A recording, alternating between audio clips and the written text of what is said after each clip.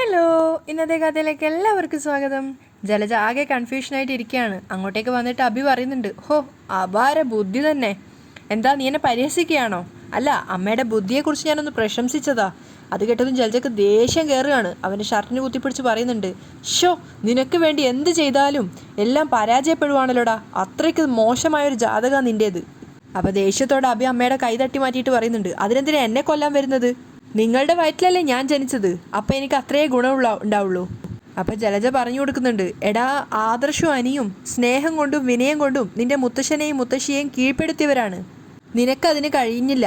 അതുകൊണ്ട് ആദർശവും അനിയും വലിയ വലിയ മാനേജർ പോസ്റ്റിൽ നിൽക്കുന്ന സമയത്ത് വല്ല നക്കാപ്പിച്ചയും വാങ്ങി നീ ഇവിടെ എവിടെയെങ്കിലും മൂലയ്ക്ക് ഒതുങ്ങാൻ നോക്ക്.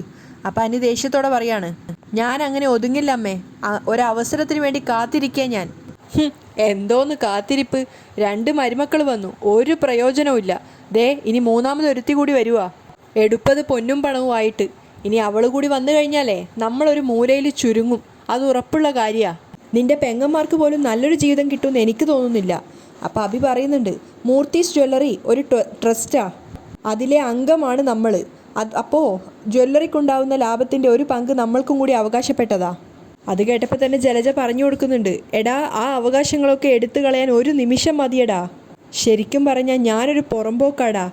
ജന്മം കൊണ്ട് ഞാൻ നിൻ്റെ മുത്തശ്ശനും മുത്തശ്ശിക്കും മോളല്ല. അത് കേട്ടതും അഭി ശരിക്കും ഞെട്ടുകയാണ്.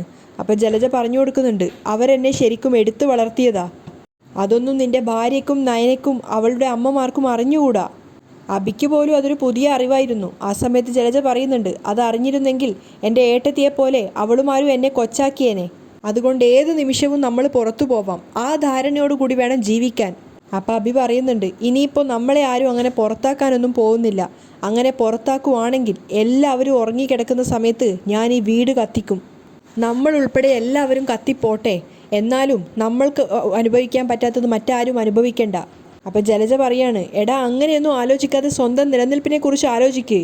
ഞാൻ സ്വപ്നത്തിൽ പോലും കരുതിയതല്ല അവളുമാരെ എന്നെ ഇങ്ങനെ പിടിക്കുമെന്ന്. വല്ലാത്തൊരു സംഭവമായിപ്പോയി. ഇനി ഇത് വെച്ച് അവളുമാർക്ക് എന്നെ ബ്ലാക്ക് മെയിൽ ചെയ്യാം. അപ്പോൾ അഭി പറഞ്ഞു കൊടുക്കുകയാണ്, അമ്മേ ഞാൻ ആദ്യമേ പറഞ്ഞതല്ലേ, ഈ വീട്ടിൽ നിന്നും ആദ്യം തുരത്തേണ്ടത് ആ നയന എന്ന് പറയുന്നവളെയാ. അവളിവിടെ ഉള്ളിടത്തോളം കാലം നമ്മുടെ ഒരു കാര്യവും നടക്കാൻ പോകുന്നില്ല. ഇനിയിപ്പോൾ വരുന്നവളും നയനയെ പോലെയാണെങ്കിൽ എന്ത് ചെയ്യും? ജലജ ചോദിക്കുകയാണ്. അമ്മേ എങ്ങനെയെങ്കിലും തറവാട് പാർട്ടീഷൻ ചെയ്ത് ഇവിടുന്ന് മാറിയേ പറ്റൂ. മിണ്ടാതിരിയടാ. തറവാട് പാർട്ടീഷൻ വെക്കുന്നത് എങ്ങനെയാണെന്ന് അന്ന് നിനക്ക് മനസ്സിലായതല്ലേ. ഇവിടെ നിന്നുകൊണ്ട് എല്ലാത്തിനെയും തമ്മിൽ തല്ലിക്കണം, എന്നിട്ട് അടിച്ച് പിരിക്കണം. എങ്കിലേ നമുക്ക് എന്തെങ്കിലും മെച്ചമുണ്ടാവും. അതിനെ തലയ്ക്കകത്ത് ആൾതാമസമുള്ള ഒരു മോനുണ്ടാവണം. അപ്പം അഭിയും വിട്ടുകൊടുക്കുന്നില്ല. ഇനി അതിനെക്കുറിച്ച് കൂടുതലൊന്നും അമ്മ പറയണ്ട. ഇപ്പം അമ്മ ചെയ്തത് എന്താണെന്ന് ഞാൻ കണ്ടു. എന്നോട് ആലോചിച്ച് എന്തെങ്കിലും ചെയ്തിരുന്നെങ്കിൽ ഞാൻ നല്ല ബുദ്ധി പറഞ്ഞു തന്നേനെ. അപ്പം ജലജ പരിഹസിക്കുകയാണ്, അയ്യോ ഇനി നീ എനിക്ക് ബുദ്ധി ഉപദേശിക്കല്ലേ. നിർമ്മൽ എന്ന് പറയുന്ന ഒരുത്തനെ കൊണ്ടുവന്നിട്ട് എന്തായി? നാണം കെട്ടവൻ. ഓരോരുത്തർക്ക് പൈസ കൊടുക്കുന്നത് മാത്രം മെച്ചം, അല്ലാതെ നിന്നെക്കൊണ്ട് ഒരു ഗുണവും ഇല്ല. ജലജ മകനെ കളിയാക്കിക്കൊണ്ട് അവിടുന്ന് പോവുകയാണ്. അതേസമയം അനി ഇങ്ങനെ വിഷമത്തോടെ ഇരിക്കുകയാണ് ഉമ്മറത്ത്. അങ്ങോട്ടേക്ക് നയന ഒരു കപ്പ് കോഫിയായിട്ട് വരുന്നുണ്ട്. എന്നിട്ട് നയന ചോദിക്കുകയാണ്, മാല കിട്ടിയതിൽ സങ്കടമുണ്ടല്ലേ? സങ്കടോ? എന്തിന്? അനി തിരിച്ചു ചോദിക്കുകയാണ്. അല്ല, ഞാൻ ആദ്യം കരുതിയത് ആ മാല മാറ്റിയത് അനിയാണെന്നാ. എന്ന് വെച്ചാൽ അനിക്ക് ഇപ്പോഴും കല്യാണത്തിനോട് വലിയ താല്പര്യമൊന്നും ഇല്ലല്ലോ. ഏയ് അങ്ങനെയൊന്നുമില്ല ഏട്ടത്തി, അനി പറയാണ്. ഇപ്പോൾ ഞാൻ സാധാരണ നിലയിലേക്ക് വരാൻ ശ്രമിച്ചുകൊണ്ടിരിക്കുക. ആ മാല കിട്ടിയില്ലായിരുന്നെങ്കിൽ ചിലപ്പോൾ കല്യാണം മുടങ്ങിയേനെ. എന്ന് വെച്ചാൽ കല്യാണം മുടക്കാൻ ഇവിടെ ചിലരൊക്കെ ഉണ്ട്. നയന പറഞ്ഞു കൊടുക്കുകയാണ്. എനിക്കൊരു കാര്യം അറിയോ? അന്ന് നെല്ല് മുളപ്പിക്കാൻ വെച്ച ദിവസം ഇവിടുന്ന് ആരോ ആ നെല്ലിൽ എന്തോ കൃത്രിമം കാണിച്ചിരുന്നു. അതുകൊണ്ട് ആ നെല്ല് മുഴുവൻ കരിഞ്ഞുപോയി. എന്നിട്ട് ഞാനാ മുറ്റത്ത് നിന്നും മുളച്ച നെല്ലെടുത്ത് അതിൽ കൊണ്ടുവച്ചത്. എനിക്ക് അത് കേട്ടപ്പോൾ അതിശയം തോന്നുകയാണ്. അപ്പോൾ അവൾ പറയുന്നുണ്ട്, ഒരു കാരണവശാലും അനിയുടെ കല്യാണം മുടങ്ങാൻ പാടില്ല. അതുകൊണ്ടാണ് ഞാൻ അങ്ങനെ ചെയ്തത്. എല്ലാവരുടെയും മനസ്സിൽ ഈ കല്യാണം വേഗം തന്നെ നടക്കണം എന്നാ. അത് മനസ്സിലാക്കി അനി എല്ലാവർക്കും ഒപ്പം നിൽക്കുന്നതാ നല്ലത്. അപ്പം അനി പറയുന്നുണ്ട്, എൻ്റെ മനസ്സിൽ അനാമികയോട് വലിയ താല്പര്യമില്ല എന്നുള്ള കാര്യം സത്യം തന്നെയാണ്. എന്ന് വെച്ച് ദൈവത്തിന് നിരക്കാത്തതൊന്നും ഞാൻ ചെയ്യില്ല ഏടത്തി. അതിനെനിക്ക് കഴിയത്തില്ല. അതെനിക്കും അറിയാം. എന്നാലും ഈ വീട്ടിൽ കല്യാണം മുടങ്ങണമെന്ന് ആഗ്രഹിക്കുന്ന ചിലരുണ്ട്. അത് നീ ഒന്ന് മനസ്സിലാക്ക്. അറിയാലോ. അതുകൊണ്ട് എനിക്ക് എന്തെങ്കിലും താല്പര്യക്കുറവുണ്ടെന്ന് തോന്നിയാൽ അതിൽ പിടിച്ച് കയറുന്നവരാണ് അവർ. അതുകൊണ്ട് അതിനുള്ള അവസരം നമ്മളായിട്ട് ഉണ്ടാക്കി കൊടുക്കരുത്. അനിയുടെ മുത്തശ്ശനൊരു വലിയ രോഗമുണ്ട്. പക്ഷെ അദ്ദേഹം അതിൽ നിന്നും പൊരുതി ജയിച്ചുകൊണ്ടിരിക്കുകയാണ്. ഈ ഒരു സമയത്ത് അനി ഈ വിവാഹത്തിന് താല്പര്യമില്ല എന്ന് പറഞ്ഞാൽ അദ്ദേഹത്തിന് കൊടുത്ത വാക്ക് മാറ്റേണ്ടി വന്നാൽ ഒരുപക്ഷെ അദ്ദേഹത്തിന് വീണ്ടും അസുഖം വരും. നമ്മൾ മക്കളും കൊച്ചുമക്കളും ഒക്കെ അത് കണ്ടറിഞ്ഞ് പ്രവർത്തിക്കേണ്ടത്. അതുപോലെ തന്നെ ഇടയ്ക്കിടയ്ക്ക് അനാമികയെ കാണുകയും വിളിക്കുകയും ഒക്കെ ചെയ്യണം. അല്ലെങ്കിൽ നിരപരാധിയായ എൻ്റെ അനിയത്തിയെ അവൾ സംശയിക്കും. ഇപ്പോഴും എന്തൊക്കെയോ കരടുകൾ അനാമികയുടെ ഉള്ളിലുണ്ടെന്ന് എനിക്കറിയാം. അതൊക്കെ ഒഴിവാക്കണമെങ്കിൽ അത് നിന്റെ മാത്രം ഉത്തരവാദിത്തമാണ്. അല്ലെങ്കിൽ നിങ്ങളുടെ കല്യാണം കഴിഞ്ഞാൽ പിന്നെ നന്ദുവിന് ഇങ്ങോട്ടേക്ക് വരാൻ പറ്റാത്ത അവസ്ഥയായി പോവും. നയന അകത്തേക്ക് കയറിപ്പോയെങ്കിലും അനി സങ്കടത്തോടു കൂടി നിൽക്കുകയാണ്. അതേസമയം നവ്യ നയനയോട് പറയുന്നുണ്ട്, നീ ഒന്ന് ആലോചിച്ച് നോക്കിയ നയനെ, ഇപ്പോൾ നമ്മുടെ അമ്മയെ കള്ളിയാക്കിയിരുന്നെങ്കിൽ നമുക്ക് പിന്നീട് ഇവിടെ നിൽക്കാൻ പറ്റുമായിരുന്നോ? അതാ ഞാനും ആലോചിക്കുന്നത്. ഇത്രയും വലിയൊരു കുടുംബത്തിൽ പിറന്നിട്ടും അവരുടെ സ്വഭാവം ഇങ്ങനെയായി പോയല്ലോ. ആ സമയത്ത് നവ്യ പറയുന്നുണ്ട്, കുടിച്ച വെള്ളത്തിൽ അവരെ വിശ്വസിക്കാൻ പറ്റില്ല. എത്രയും വേഗം നമ്മളെ ഈ വീട്ടിൽ നിന്നും പുറത്താക്കണം. അത് മാത്രം അവരുടെ ഉദ്ദേശം. പുതിയൊരു പെൺകുട്ടി കൂടി ഇങ്ങോട്ടേക്ക് വരുന്നുണ്ട്. ഒരുപാട് സ്വർണവുമായിട്ടായിരിക്കും അവൾ വരുന്നത്. അതുകൊണ്ട് അവൾക്ക് അത്യാവശ്യമുള്ള സ്വർണം മാത്രം കയ്യിൽ കരുതിയിട്ട് ബാക്കിയൊക്കെ ലോക്കറിൽ വെക്കാൻ നീ അവളോട് പറഞ്ഞേക്കണം. അല്ലെങ്കിൽ ഇപ്പോൾ ചെയ്തതുപോലെ അബിയും അവൻ്റെ അമ്മയും കൂടെ അത് മോഷ്ടിച്ചിട്ട് അവസാനം നമ്മുടെ പേരിൽ ആരുടെയെങ്കിലും പേരിൽ പഴിചാർത്തും. അല്ലെങ്കിൽ നീ അത് ആദർശേട്ടനോട് പറഞ്ഞാലും മതി. അപ്പോഴേക്കും അങ്ങോട്ടേക്ക് വന്നിട്ടുണ്ടായിരുന്ന കനക ഇത് കേൾക്കുകയാണ്. കാരണം ആദ്യം കനകയ്ക്ക് അറിയില്ലായിരുന്നു ജലജയാണ് തൻ്റെ ബാഗിൽ ഇത് കൊണ്ടിട്ട കാര്യമൊന്നും കനകയ്ക്ക് അറിയില്ലായിരുന്നു. അപ്പം നയനയും പറയാണ്, തെറ്റ് ചെയ്തിട്ട് അത് അമ്മയുടെ തലയിലാക്കാൻ വേണ്ടി എന്തെല്ലാം നാടകങ്ങൾ അവർ കളിക്കുന്നേ. കനക ശരിക്കും അന്തം വിട്ടു പോയിട്ടുണ്ടായിരുന്നു. അവർ ചോദിക്കുകയാണ്, മക്കളെ അപ്പം അതാണല്ലേ സംഭവിച്ചത്? നയനയുടെ നവ്യയുടെ അരികിലേക്ക് വരികയാണ് കനക. അവൾ മോഷ്ടിച്ചിട്ട് എന്നെ പ്രതിയാക്കാൻ നോക്കിയല്ലേ? അപ്പം നയന ആകെപ്പെട്ട്, അമ്മേ അത് പിന്നെ വേണ്ട ഞാൻ കേട്ടല്ലോ നിങ്ങൾ പറയുന്നതൊക്കെ. അപ്പം നയന പറയുന്നുണ്ട്, അമ്മ ഇതിനി വലിയൊരു വിഷയമൊന്നും ആക്കരുത്. ഭഗവാന്റെ മുന്നിൽ വെച്ചിരുന്ന മാല എടുത്തുകൊണ്ട് വന്ന് അവരത് അമ്മയുടെ ബാഗിൽ വെച്ചതാ. ഞങ്ങളത് ഭാഗ്യത്തിന് കണ്ടതുകൊണ്ടാ അന്ന് അമ്മയുടെ ബാഗ് നോക്കുന്ന സമയത്ത് അതിൽ നിന്നും മാല കാണാഞ്ഞത്. അപ്പോൾ കനക ഇങ്ങനെ അന്തം വിട്ട് നിൽക്കുകയാണ്. എൻ്റെ ദൈവമേ, ആ ബാഗ് ഞാൻ തന്നെയാണല്ലോ പരിശോധിക്കാൻ പറഞ്ഞത്. ആ സമയത്ത് നവ്യം പറയാണ്, അമ്മേ അവരും അവരുടെ മോനും ശരിയല്ല. ഒരു സമയത്ത് അവരെയൊക്കെ സ്നേഹിച്ച് ഞാൻ നിങ്ങളെ തള്ളിപ്പറയായിരുന്നു. എന്നാൽ ഇന്ന് അബിയുടെ ഭാര്യയായിട്ട് ജീവിക്കാൻ പോലും ഞാൻ ആഗ്രഹിക്കുന്നില്ല. പിന്നെ നിവൃത്തികേടുകൊണ്ടാണ് ഞാനിവിടെ പിടിച്ചു നിൽക്കുന്നത്. ഇന്നല്ലെങ്കിൽ നാളെ അവർ രണ്ടുപേരും നന്നാവും എന്ന് കരുതിയിട്ട്. അപ്പം നയന പറഞ്ഞു കൊടുക്കുകയാണ്, ചേച്ചിയുടെ വയറ്റിലൊരു കുഞ്ഞുണ്ട്. ദയവ് ചെയ്ത് അതിനെ ഓർത്തിട്ടെങ്കിലും ഇനി പ്രശ്നങ്ങൾക്കൊന്നും നിൽക്കരുത്. ആ കുഞ്ഞതിന് അവൻ്റെ കുഞ്ഞല്ലെന്നല്ലേ അവൻ പറയുന്നത്. അവൻ അങ്ങനെ പറഞ്ഞാലും സത്യങ്ങൾ ചേച്ചിക്ക് അറിയാലോ. നയനക്ക് ദേഷ്യം വരികയാണ്. അപ്പോൾ കനക ടെൻഷനോടെ പറയാണ്, എന്നാലും എൻ്റെ മക്കളെ ഏതെല്ലാം രീതിയിൽ അവൾ നമ്മളെ ഉപദ്രവിക്കാൻ നോക്കുന്നത്. എൻ്റെ ബാഗിൽ നിന്നാലും ആ മാല കിട്ടിയിരുന്നെങ്കിൽ അവരെല്ലാവരും എന്നെ കള്ളിയാക്കില്ലായിരുന്നോ? നിങ്ങളുടെ അച്ഛൻ്റെ ബുദ്ധിമുട്ടും കഷ്ടപ്പാടും അറിയാവുന്നത് കൊണ്ട് ഏതെങ്കിലും വിശേഷ ദിവസങ്ങളിൽ 1 ഗ്രാം സ്വർണം കൊണ്ടുവന്നാൽ പോലും അതുപോലും ഞാൻ വാങ്ങിക്കാറില്ല. അങ്ങനെയുള്ള ഞാൻ സ്വർണം മോഷ്ടിച്ചു എന്ന് പറഞ്ഞാൽ അത് സഹിക്കാൻ പറ്റുമോ മോളെ? അപ്പം നയന പറയുന്നുണ്ട്, ഈ വീട്ടിൽ വിലപിടിപ്പുള്ള സ്വർണ്ണങ്ങളോ എന്തെങ്കിലും കൊണ്ടുവരുമ്പോൾ ഞാൻ ഏറ്റവും കൂടുതൽ ശ്രദ്ധിക്കുന്നത് അബിയെയും അവൻ്റെ അമ്മയുമാണ്. അമ്മ ഇവിടെ നിൽക്കുന്നിടത്തോളം കാലം അവരെ സൂക്ഷിക്കണം. അപ്പം തന്നെ കനക പറയുന്നുണ്ട്, മോളെ ഞാൻ അങ്ങനെ തന്നെ ഇവിടെ നിൽക്കുന്നത്. അമ്മയ്ക്കത് അറിയാം. എന്നാലും അതിനിടയിൽ ഇങ്ങനെയുള്ള പണിയൊക്കെ പറ്റിക്കുന്ന് അമ്മ സ്വപ്നത്തിൽ പോലും ചിന്തിച്ചില്ല. ഷോ, ആ മാല ഇപ്പം എൻ്റെ ബാഗിൽ നിന്ന് കണ്ടെടുത്തിരുന്നെങ്കിൽ പിന്നെ നമ്മൾ ജീവിച്ചിരുന്നിട്ട് കാര്യമുണ്ടോ? അപ്പം നവ്യ പറഞ്ഞു കൊടുക്കുകയാണ്, ഇതങ്ങനെ വെറുതെ വിടരുതമ്മേ. ഞങ്ങൾ എന്തെങ്കിലും തെറ്റ് ചെയ്യുമ്പോൾ അമ്മ ഞങ്ങളെ മുൾമുനയിൽ നിർത്താറുണ്ടല്ലോ. നിങ്ങൾ രണ്ടുപേരും ഒരുമിച്ച് ഒരു മുറിയിലല്ലേ കിടക്കുന്നത്. ഉറങ്ങി കിടക്കുമ്പോൾ രാത്രി അവരുടെ കഴുത്ത് പിടിച്ച് ഞെക്കണം. അതാ വേണ്ടത്. അപ്പം കനകയെ നയനെ മുഖത്തോട് മുഖം നോക്കുകയാണ്. അപ്പം നവ്യ പറഞ്ഞു കൊടുക്കുന്നുണ്ട്, നീയും ചില നേരത്ത് പ്രതികരിക്കാതിരിക്കരുത് നയനെ.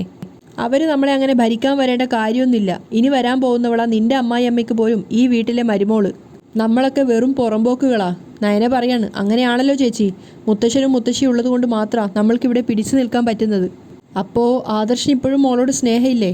ആ, ഇപ്പോൾ സ്നേഹമൊക്കെ ഉണ്ട്. പ്രത്യേകിച്ച് ഞാനിവിടെ നിന്ന് മാറി നിന്ന സമയത്ത്. പക്ഷേ അമ്മായിയമ്മ ഇപ്പോഴും എന്നെ വേലക്കാരിയായിട്ടാണ് കാണുന്നത്. അപ്പം തന്നെ നവ്യ പറഞ്ഞു കൊടുക്കുന്നുണ്ട്, അത് നീ വിട്ടുകൊടുക്കുന്നത് കൊണ്ടാണ്. എന്നെ അഭിയും അവൻ്റെ അമ്മയും ഒക്കെ എന്തെങ്കിലും പറയുമ്പോൾ ഞാൻ അപ്പം തന്നെ തക്ക മറുപടിയാണ് കൊടുക്കുന്നത്, അല്ലാതെ തലതാഴ്ത്തി പോവുമല്ല. അപ്പം നയന പറയുന്നുണ്ട്, ആദർശേട്ടൻ്റെ അമ്മയോട് നേർക്ക് നേരെ നിന്ന് സംസാരിക്കാൻ എനിക്ക് പറ്റില്ല ചേച്ചി. അത് ഏറ്റവും കൂടുതൽ വേദനിപ്പിക്കുന്നത് ആദർശേട്ടനെ ആയിരിക്കും. അപ്പോൾ കനകയും പറയുന്നുണ്ട്, അത് നയനമോള് പറഞ്ഞത് ശരിയാ.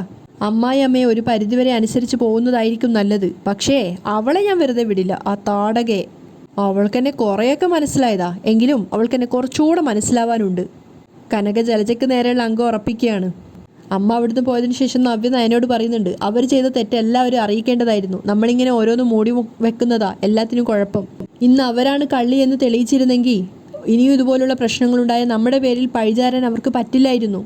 പോട്ടെ ചേച്ചി, നമുക്ക് ഇത്തവണ കൂടി ക്ഷമിക്കാം. അതെ, ഇങ്ങനെ ക്ഷമിച്ച് അവസാനം നമ്മുടെ ജീവിതം ഇല്ലാതാവും. അതാ സംഭവിക്കാൻ പോകുന്നേ. ഇനി ഒരുത്തി വരുന്നുണ്ട്. അവക്കാണെങ്കിൽ ഒരു മാനേഴ്സും ഇല്ലാത്തവളാ. എന്നോട് കളിക്കാൻ വന്നാ ഞാൻ വിട്ടുകൊടുക്കില്ല. അവക്ക് കുറച്ച് സമ്പത്ത് കാണും എന്ന് വെച്ച് നമ്മളെക്കാളും മുകളിലൊന്നുമല്ല അവള്. നവ്യ തീർത്ത് പറയുകയാണ്. അതേസമയം രാത്രിയായപ്പം ബെഡ്റൂമിലേക്ക് കിടക്കാൻ വന്നതാണ് കനക. ആ സമയത്ത് കയ്യിലൊരു കുപ്പിയൊക്കെ ആയിട്ടാണ് ജലജിരിക്കുന്നത്. എന്താ ഇത്? കനക ചോദിക്കുന്നുണ്ട്. ഇതേ ആപ്പിളും ഓറഞ്ചും ഒക്കെ ചേർന്നൊരു 4 ജ്യൂസാ. ഇത് കുടിച്ചാലേ നല്ല കളറുണ്ടാവും. ആഹാ, കൊള്ളാലോ. എന്നാൽ പിന്നെ ഞാൻ കുറച്ച് കുടിച്ചോട്ടെ? കനക ചോദിക്കുകയാണ്. താ, എന്താ ഇത്ര ആലോചിക്കാൻ? ജലജ അത് കൊടുക്കാൻ മടിച്ചു നിൽക്കുകയാണ്. ഇങ്ങ് തന്നേ എന്നും പറഞ്ഞുകൊണ്ട് കനക അത് വാങ്ങിയിട്ട് പൊട്ടിച്ച് കുടിക്കുകയാണ്.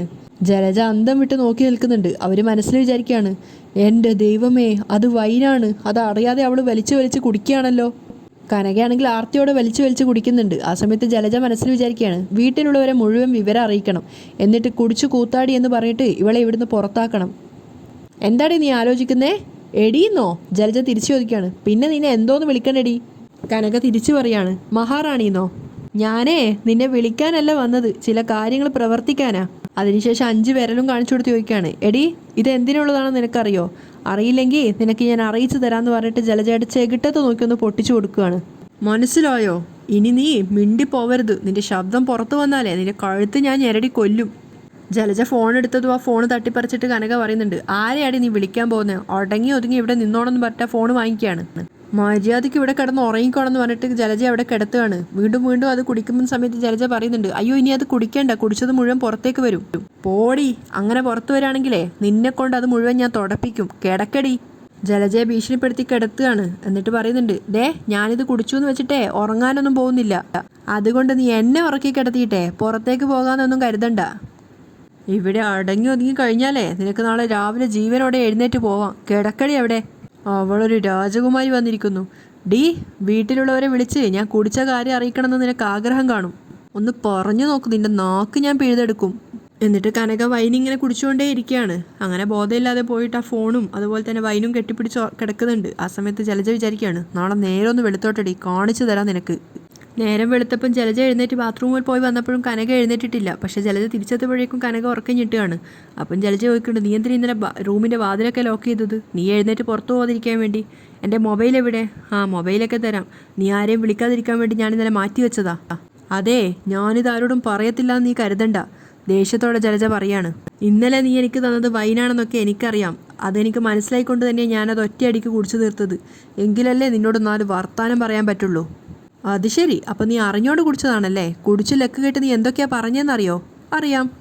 നല്ല ഫോറിൻ ജ്യൂസാണ്, ശരീരം വെളുക്കും തുടുക്കുന്നൊക്കെ പറഞ്ഞ് തന്നിട്ട് നീ ഇപ്പം എന്നോട് ചൂടാവുന്നോ? ഇവിടെ 1 ഗ്ലാസ് വൈനൊക്കെ എല്ലാവരും കുടിക്കാറുണ്ട്, അതിനപ്പുറമൊന്നും ആരും കുടിക്കാറില്ല. ജലജ പറഞ്ഞു കൊടുക്കുകയാണ്. ഞാനും കുടിച്ചിട്ടില്ല, പിന്നെ ഞാൻ മനഃപൂർവ്വം കുടിച്ചതാണെന്ന് നിന്നോട് പറഞ്ഞല്ലോ.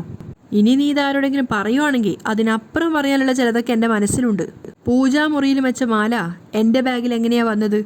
അപ്പോൾ ജലജ വിചാരിക്കുന്നുണ്ട്, അവളുമാരെല്ലാം ഇവളോട് പറഞ്ഞു എന്നാ തോന്നുന്നത്. നീ എന്താ ഒന്നും മിണ്ടാത്തത്? എൻ്റെ മക്കളെ നീ കരുതുന്നത് പോലെ ചെളിക്കുണ്ടിൽ കിടന്നവരൊന്നും അല്ല. പ്രത്യേകിച്ച് എൻ്റെ നയനമോള്, അവളുടെ മനസ്സിൽ നന്മയുള്ളതുകൊണ്ടാ ഇന്നലെ ഈ സംഭവം ആരും അറിയാതിരുന്നത്. ഞാൻ പോലും അറിഞ്ഞില്ല. പിന്നെ അവർ രണ്ടുപേരും സംസാരിക്കുന്നത് ഞാൻ കേട്ടതാ. അപ്പം പിന്നെ കാര്യങ്ങൾ ചോദിച്ച് മനസ്സിലാക്കി. ആ ദേഷ്യം കുറച്ചൊക്കെ എൻ്റെ മനസ്സിലുണ്ടായിരുന്നു. അപ്പോഴാ നീ നിന്റെ വൈൻ എനിക്ക് എടുത്തു തരുന്നത്. പിന്നെ കുടിച്ചിട്ട് 2 വർത്താനം പറയാത്ത ആൾക്കാരുണ്ടാവില്ലല്ലോ. ആ സമയത്ത് ജലജ പറയാണ്, ഏത് ശനി സമയത്താണോ നീയും നിന്റെ മക്കളൊക്കെ ഈ വീട്ടിൽ കയറിയത്? ഞാൻ പറയാം. ഈ വീട്ടിൽ ശനിക്ക് കയ്യും കാലും വെച്ച് ഒരുത്തിയും അവളുടെ മകനും ഉണ്ട്. അവരെ കൈകാര്യം ചെയ്യാനായിട്ടാണ് ഞാനും എൻ്റെ മക്കളും ഇങ്ങോട്ടേക്ക് വന്നത്. മനസ്സിലായോ? പിന്നെ എൻ്റെ നയനമോളെടുത്ത് നിന്റെ വേലത്തിലൊന്നും നടക്കത്തില്ല. നിന്നെ അവള് അരച്ച് കലക്കി കുടിച്ചിരിക്കുക. ഈ വീട്ടിൽ നടക്കേണ്ട പല അക്രമങ്ങളും ഇല്ലാതാക്കിയത് എൻ്റെ നയനമോളാ. കാരണം ഈ വീട്ടിൽ എന്ത് സംഭവിച്ചാലും അതിൻ്റെ പിന്നിൽ നിങ്ങളും നിങ്ങളുടെ മകനുമായിരിക്കുമെന്ന് അവൾക്കറിയാം. ജലജ പല്ല് ഞെരിച്ച് നിൽക്കുകയാണ്. അപ്പോൾ കനക പറയുന്നുണ്ട്, അയ്യോ പല്ല് ഞെരിക്കണ്ട. എൻ്റെ ബാഗിൽ നിന്ന് മാല കണ്ടെടുത്തിരുന്നെങ്കിലേ ഞാൻ ഈ വീട്ടിലൊരു കള്ളിയായേനെ. എല്ലാവരോടും പിന്നെ അത് വെച്ച് പറയാലോ എന്നെ എൻ്റെ മക്കളെ ഇവിടുന്ന് പുറത്താക്കാൻ. കഷ്ടം. സാധാരണ വിവരവും വിദ്യാഭ്യാസവും ഇല്ലാത്ത പെണ്ണുങ്ങൾ ചെയ്യുന്ന പോലത്തെ കാര്യങ്ങളാണ് നീ ചെയ്യുന്നത്. അതിന് വൈനല്ല, നല്ല മദ്യം കഴിച്ചിട്ടാണ് നിന്റെ കഴുത്ത് പിടിച്ച് ഞെരിക്കേണ്ടത്. ജലജക്ക് നേരെ തിരിഞ്ഞ് കനക നന്നായിട്ട് പറയുന്നുണ്ടായിരുന്നു. ജലജ പല്ലിറുമി കേട്ട് നിൽക്കുക മാത്രമാണ് ചെയ്യുന്നത്. അവിടെയാണ് ഇന്നത്തെ എപ്പിസോഡ് വൈൻഡപ്പ് ചെയ്യുന്നത്.